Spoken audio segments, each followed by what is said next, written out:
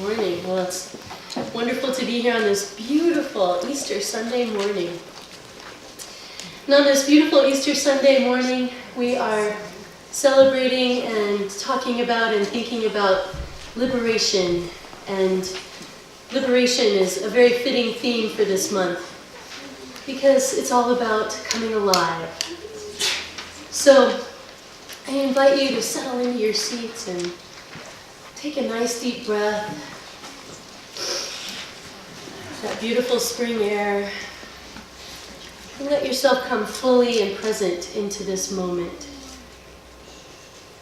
Letting go of all your concerns,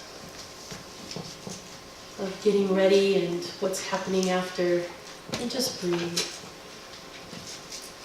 And take in that we are here together. I share with you a beautiful poem by Mary Oliver called Dreams. All night, the dark buds of dreams open richly. In the center of every petal is a letter. And you imagine, if you could only remember and string them all together, they would spell the answer. It is a long night and not an easy one. You have so many branches, and there are diversions. Birds that come and go, the black fox that lies down to sleep beneath you, the moon staring with her bone-white eye. Finally, you have spent all the energy you can, and you drag from the ground the muddy skirt of your roots, and you leap awake with 2 or 3 syllables, like water in your mouth, and a sense of loss, a memory, not yet a word, certainly not the answer. Only how it feels when deep in the tree all the locks click open, and the fire surges through the wood, and the blossoms blossom. Come, my friends, let us blossom and worship together. So the first thing is about Easter. I was kind of thinking about what Easter meant to me and what my memories were. And I remember my mother was Pennsylvania Dutch. And we would go to Shillington, Pennsylvania every year to celebrate Easter with my grandparents. And my grandfather was a grocer. They lived in a very, very modest home, half of a duplex, but they had this huge cherry tree, and in the back they raised chickens. So every Good Friday, my grandmother would take us 3 children to the farmer's market, and we would pick out a baby chicken. And these chickens were dyed different colors.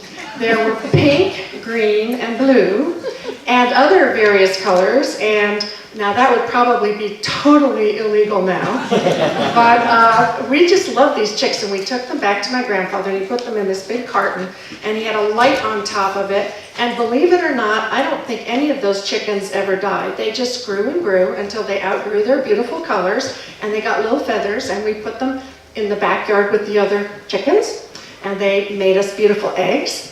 And this just brought to mind to me, they probably ended up on our plate, but we didn't know that. So Easter always is a warm, wonderful memory for me. And for all of you, I'd like you to just visualize for a moment now what it means to you in terms of your family, or spring, or Purim, or whatever else you celebrate this time of year, and reach back, because this is a time of hope.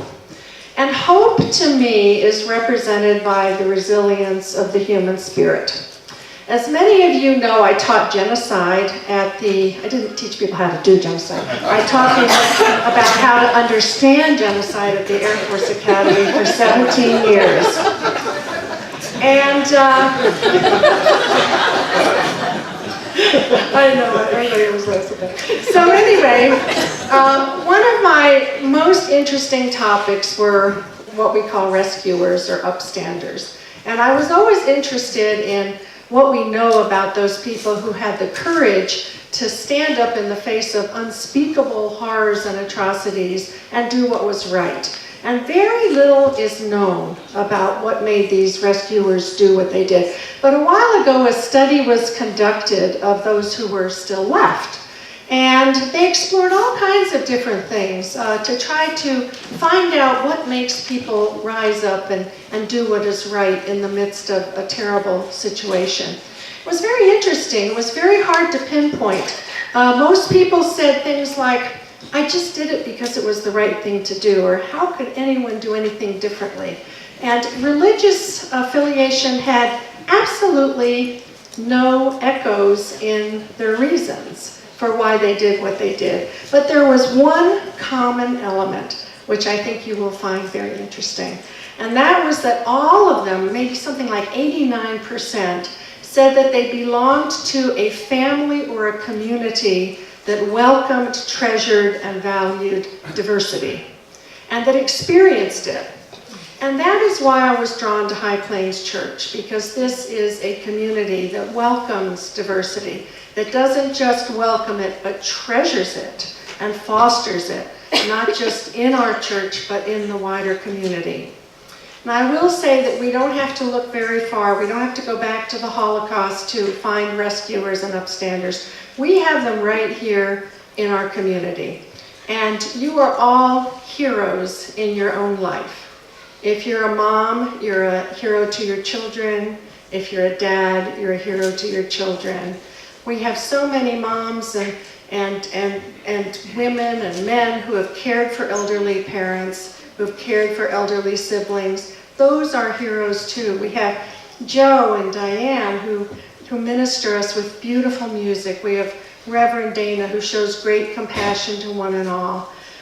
We have Amanda who is always speaking out for marginalized communities. And you can just look around you. I can't even name them all. They're just wonderful human beings. So that's why I support High Plains Church. We need a voice in this community that treasures diversity, that welcomes diversity, because heaven knows this community is known for another way of visualizing humanity.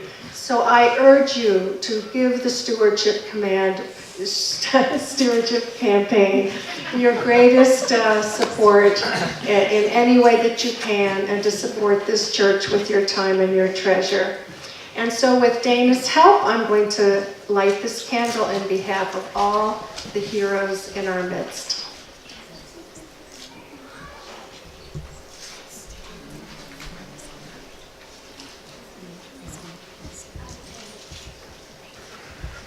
Love is the spirit of this church, and service is the calling. This is our great covenant, to dwell together in peace, to seek the truth in love, and to help one another. Could you, Spirit of life, as we feel you flowing and pulsing within, we pray for a courageous and joyous faith, empowering us to become our finest and truest selves, empowering us to see your image in the brothers and sisters around us, empowering us to participate with you in the creation of new life and new time, in which love, justice, beauty, and peace are abundantly available to all. May it be so. Amen. I share with you a scripture reading from the Gospel of Thomas, which you may or may not know is not actually included in the Bible and was discovered mid-century, this past 1900s. So from the Gospel of Thomas, a rich young leader of the Jews, coming to Jesus at night, asked him, "Good master, what must I do to be saved?" And Jesus said to him, "Why do you call me good? Only the gods are good, for they are light. So if I am good, then I am a god, for I am light. Search that light within yourself, for it is your goodness and the power of your salvation, when charged with the free gift of the Son of Elohim. I'm going to read that part again because it's important. Search that light within yourself, for it is your goodness and the power of your salvation when charged with the free gift of the Son of Elohim. When you live according to the commandments of the law, it is the light that performs your good deeds. The young man said to Jesus, I have lived according to the law ever since my youth. Jesus looked at him lovingly, for he saw the integrity of his soul and the bonds by which they were united before the foundations of the physical realm were laid.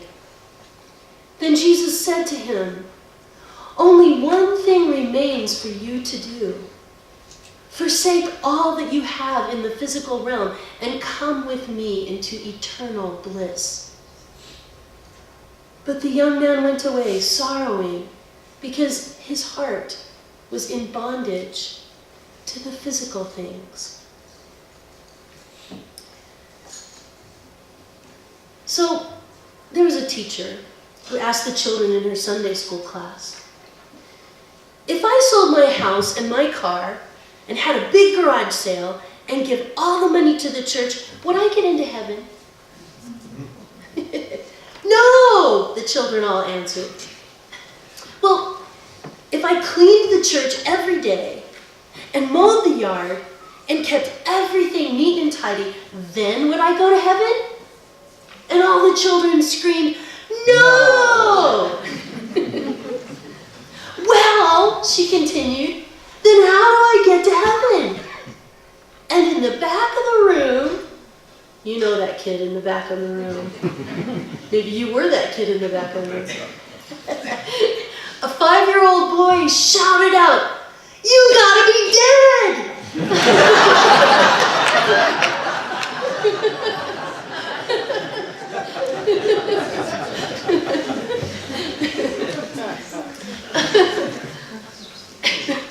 Well, the phrase that was asked of Jesus, what must I do to be saved, has had many interpretations over these many centuries. And when life was so miserable for the masses of people in Europe, Pope Urban I invented the Crusades in 1195 of the Common Era. And he convinced the masses to fight against the infidels, which were the Muslims and the Jews primarily. And as a reward, they would go to heaven in the afterlife. You might not have realized that whole narrative came about in 1195 CE. You see, before that time, heaven was considered a goal to create on earth in the here and now while people are still alive. So maybe she could get into heaven after all. Jesus talks about the light within himself that makes him divine, in the same light that we each have within us, making each of us divine. And that light is what saves us. Remembering that we are dealing with a translation from Jesus' language of Aramaic, and then into Greek, then into Latin, and then into English, over the course of a couple of thousands of years. And yet the Gospel of Thomas didn't quite have all those years to be processed. We don't know how old those original codexes were that were hidden away. And so the words saved have this particular connotation to us that have been a part of the Christian tradition in the past. But what if that word meant something very different than what we think of it? You see, the more I think about it, the more I am convinced that what Jesus meant by being saved in this life is the same thing that the Hindus and the Buddhists and the Taoists and others mean by enlightenment. Jesus was a very wise and noble teacher who truly seemed to have an intimate familiarity with divinity. Was he divine? What is divine? we go by the scripture that we just read from the Gospel of Thomas, he was telling us that we are all divine. And so the word that keeps rolling around in my head is the Hindu greeting of Namaste. I think I mentioned it a few sermons back. The word Namaste means the light of divinity within me greets and honors the light of divinity within you. And it is in that place where we are one. Is Jesus not saying the same thing here? Search that light, he says. Search that light within yourself, for it is your goodness and the power of your salvation. The young man he is speaking to has followed all the rules. He has done all that was asked, but he was not able to surrender and let go into his own divine light. It was too much to ask.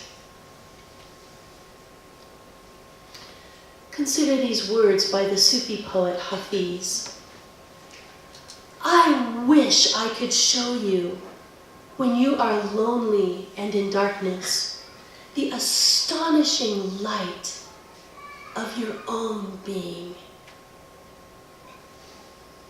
Now just feel that within yourself.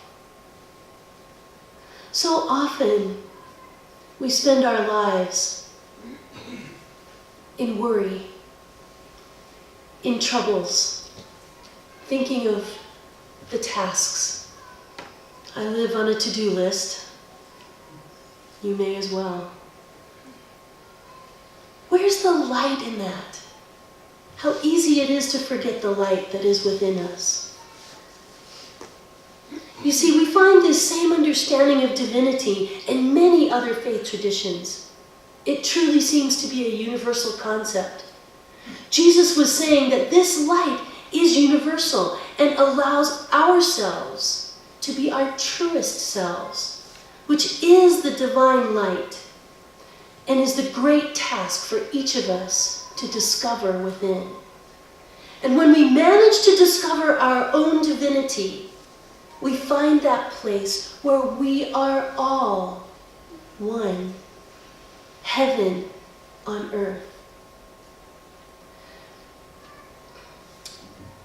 The Zen Buddhist teacher Adyashanti wrote a book called Resurrecting Jesus, embodying the spirit of a revolutionary mystic. So coming from this Zen teacher, he tells us, there's only one guarantee that Jesus gave. If you can receive and awaken and embody what he is speaking about, then your life will never be the same again. And then you will realize that you are already living in the kingdom of heaven. As I mentioned before, our theme for this month is liberation. Liberation can mean many things. For some of us, it might be the pursuit of wholeness or wholehearted living. For others, we might think of it as the pursuit of truth and meaning. And for some of us, it might be that very deep longing for a spiritual life and a spiritual connection with that which is greater than ourselves. All of these move each of us closer to our own divinity, which is the divinity of all. Quoting Jesus again from the Gospel of Thomas, if you bring forth that which is within you, what you bring forth will save you. If you do not bring forth what is within you, what you do not bring forth will destroy you. So I ask you to consider, are you bringing all of yourself forth? And what more might be there? You see, this is the key teaching of all faith traditions. We each must learn to let go of all that is not our truest, most authentic self in order to find wholeness, truth, and meaning, and enlightenment. So why does this have to be so darn difficult, my friends? The term Messiah, by the way, means the anointed one. So the children's story is right. If Jesus is saying we are all divine, are we not all anointed? What is that Messiah quality within each of us? You see, we all draw our circles small, very small. Fear is a natural part of life, and we all have egos, and we all carry the injuries of shame that has been put upon us by others. So we naturally draw our circle small and close and reinforce the walls. We even only let the acceptable parts of ourselves in, rejecting those parts that we are ashamed of, making those parts stay out in the dark, outside of the walls. Nope, don't want to see you. You're not there. But as our world and life contract in, we lose our wholeness. We lose truth and meaning. And we lose our authentic self and the very experience of being alive. The researcher, the shame researcher, Brené Brown, reminds us, owning our own story, which to me means accepting all of who we are. Owning our own story can be hard, but not nearly as difficult as spending our lives running from it.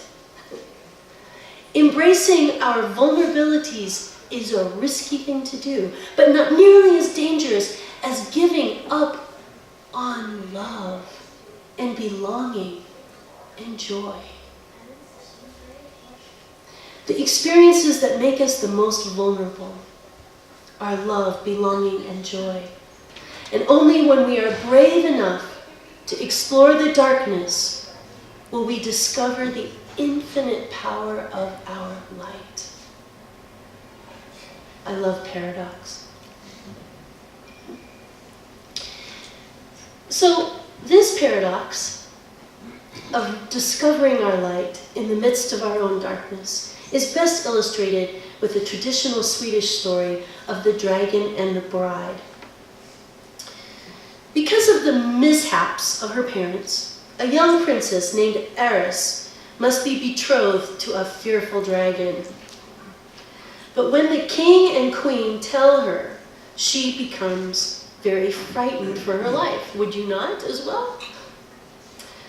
But recovering her wits, she goes out beyond the market and seeks a wise woman who has raised 12 children and 29 grandchildren and knows the ways of dragons and men. The wise woman tells Aris that she indeed must marry this dragon, but there's a proper way to approach him. And she gives him instructions for the wedding night. In particular, the princess is bidden to wear 10 gowns, 10 beautiful gowns, one on top of another. So the wedding takes place, and a feast is held in the palace, after which the dragon carries the princess off to his bedchamber. And when the dragon advances towards his bride, she stops him, and she says that she must carefully remove her wedding attire before offering her heart to him.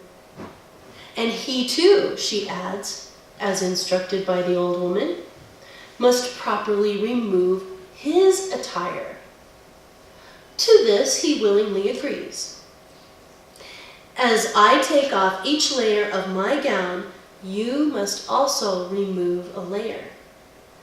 Then, taking off the first gown, the princess watches as the dragon sheds his outer layer of scaly armor. Though it is painful, the dragon has done this periodically before. But then the princess removes another gown, and then another. Each time the dragon finds that he must claw off deeper scales, deeper layers of scales. And by the 5th gown, the dragon begins to weep copious tears at the pain. Yet the princess continues. With each successive layer, the dragon's skin becomes more tender and his form softens. He becomes lighter and lighter.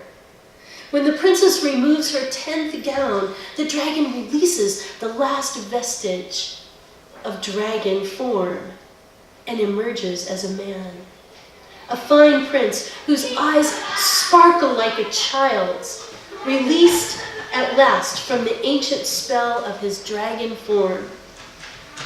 Princess Eris and her new husband are then left to the pleasures of the bridal chamber, to fulfill the last advice of the wise woman with 12 children and 29 grandchildren. The path to being saved, the path to enlightenment, is never described as being easy. It requires us all to remove the walls and the layers of scales separating us from our truest selves.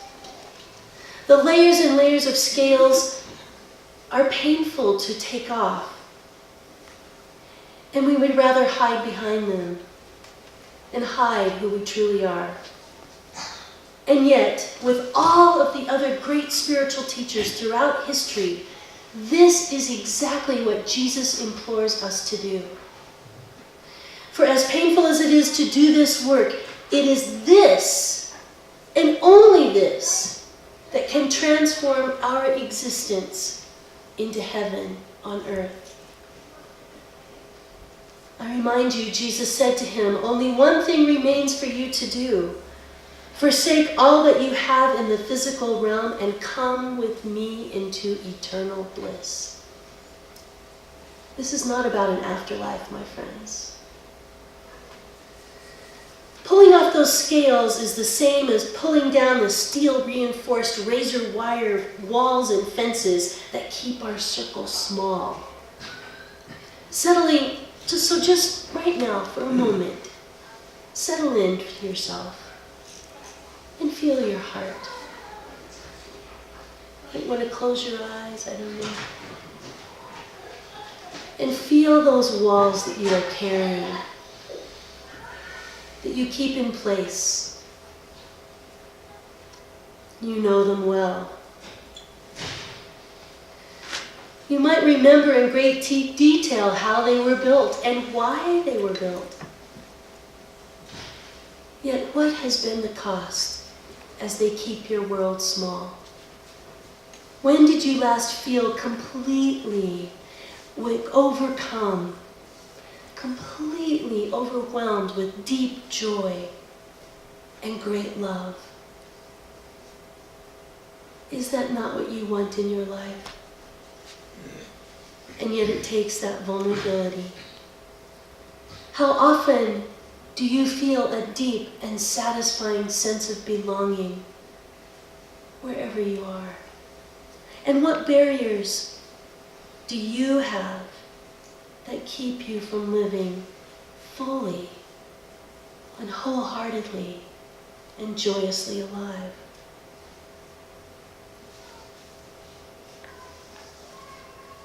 I have these walls. I know they get in my way. So the big question here is, are you ready to begin to peel away the scales and tear down these walls? Or will you too walk away from Jesus, too attached to the way things are, not ready to open your heart and let your light fully shine yet, not ready to dive into bliss? It takes great courage, and it takes letting go of everything you're holding back. There is so much more of you waiting to come alive. How long do you plan to wait? How long will you wait? This is the great message of Jesus and the great message of the Easter resurrection. Jesus didn't teach that he was saving each of us in our continual unenlightened state. He was teaching whoever would truly listen how to step into one's own salvation. Jesus' own enlightenment and powerfully realized divinity guides others into enlightenment and divinity, and they guide others. No one can do this work for us, not even Jesus. We do this work. We are inspired, we are informed, and we are guided by the great teachers of the world, including Jesus. But we do this work. This is the meaning of spiritual practice. And it doesn't happen overnight, at least not for most people.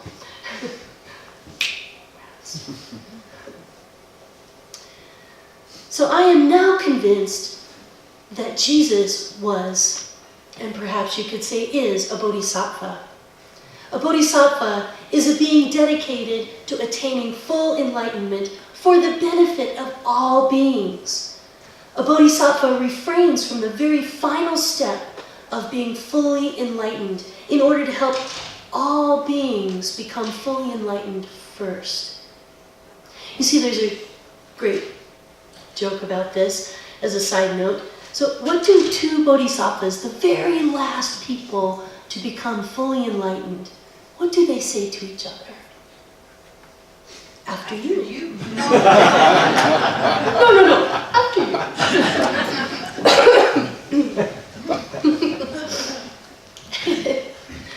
A bodhisattva prays endlessly.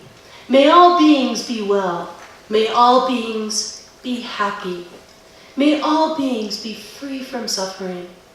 And may all beings be liberated through the unwavering knowledge of who they truly are. Jesus and other fully enlightened bodhisattvas have become selfless enough to draw the circle so wide that it includes all beings who ever have been, all beings who are, and all beings who ever will be. This is why Jesus taught all who would listen to him to love one another, and love your enemies, and love yourself, and love your neighbor as yourself. You see, one cannot become a bodhisattva without this love. He is teaching each of us to be a bodhisattva, to become enlightened for the benefit of all beings. This wholehearted, naked love that is so scary is the key to salvation for all. The bodhisattva knows that we are all in this together. My liberation, my salvation is bound up with yours, my friends. And none of us can attain full enlightenment or salvation until we all attain it. And we must do this together.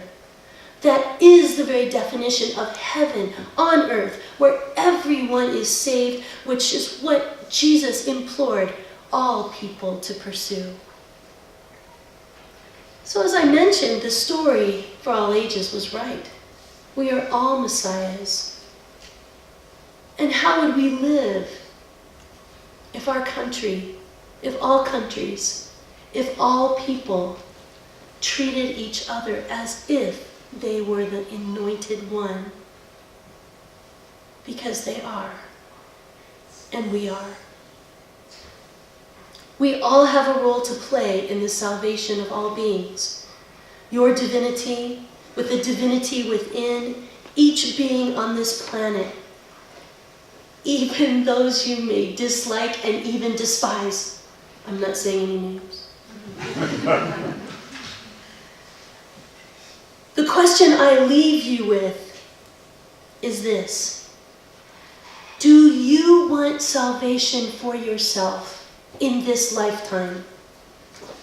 Do you want healing of this world in your lifetime? If the answer is yes, are you willing to let go of all that is holding you back? Our salvation and the salvation of this planet lives and lies in the choice of whether we say yes to life. Yes to the ultimate courageous challenge of being whole, vulnerable, authentic, and fully and joyfully filled with life. Say yes, my friends. Say a big, bold yes, with tears in your eyes. Say yes to your salvation. Draw the circle wide, and draw it wider still. For we are never alone inside the circle. May it be so. Amen. Draw your circle wide, my friends, and keep drawing it wider still.